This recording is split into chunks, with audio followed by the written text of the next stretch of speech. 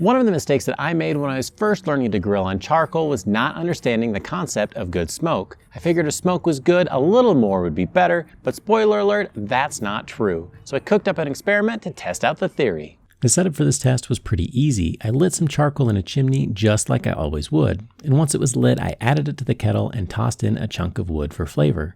Normally, I'd wait a while for the charcoal to finish lighting and for the smoke to die down, but in the second kettle, I used the rush method. I added the lit charcoal and the wood and immediately put on some chicken thighs before things were fully lit. It hurt my soul a bit to watch the one kettle billow smoke while the other was burning nice and clean, but I did it for you and I did it for science. I made sure both sets of thighs were cooked properly and removed them when they hit the right temperatures. It was easy to see the difference in color between the two thighs. Now let's see if Mrs. GT can taste the difference. And first she tried the ones where I waited. Tastes good. The skin of this one's really crispy. It has a good flavor. It's really moist. Second, she tried the thighs from Old Smoky McSmokerson. Or did you put liquid smoke or something on it? Oh, that was really a strong flavor. Okay, so this chicken is really, really smoky and kind of reminds me of campfire. Kind of burnt, smoky flavor. I don't know. It's weird. So I like this first chicken better.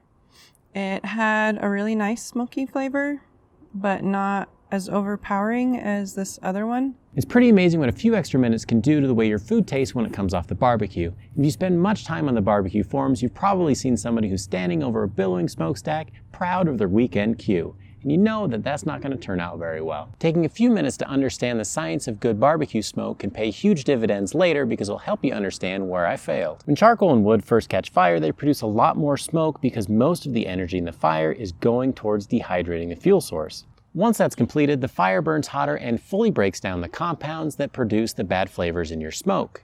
That's when the good flavors kick in and you're ready to put on your food. Wait a second. If the evaporation of water in the wood encourages bad smoke, why do people dip their chips? Sure, it makes smoke, but it's not the kind that you want. This kettle was burning nice and clean before I added the wet chips, and it started billowing white smoke because the fire cooled back down. The easiest way to see that process unfold is to watch the color of the smoke coming off of your kettle. When charcoal or wood first light up, the smoke is going to be really thick and white, and that's because the particles are quite large. As the light travels into it, it'll reflect off and produces that white color. And over time, those particles get smaller and fewer in number, so instead of the light reflecting off, it bends it just a little bit, and often you can't even see the color at all. But if you look at it in the shadows, you'll see that there's a little bit of a heat mirage coming off the top of your kettle, and that is what good smoke looks like. Another method is the whiff test, and I learned this one in chemistry where instead of taking a deep breath, you waft just a little bit of the smoke towards yourself, and the way it smells is the way your food is going to taste down the line. If it's bitter or acrid, you know that your first bite of that barbecue is going to be the exact same way. But if it smells sweet, just like you had at a campfire when you were a kid making s'mores, you know that cue is going to be good. Getting to good smoke isn't hard if you follow these 3 tips.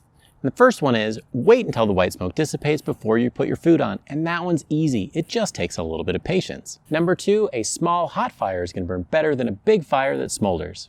All of the methods that I showed you in the How to Set Up a Charcoal Grill video are designed with this in mind. You have a small fire that burns really hot so you get that good smoke. Number 3, don't adjust the vents more than every 15 minutes or so, and that one is really hard. You may not realize that when you close down the vents, you're cutting off the oxygen to the fire, and that makes it burn dirty. So if you're in the ballpark of the temperature you want to hit, sometimes it's better to just let it roll than it is to adjust it, so that way you get the better cue.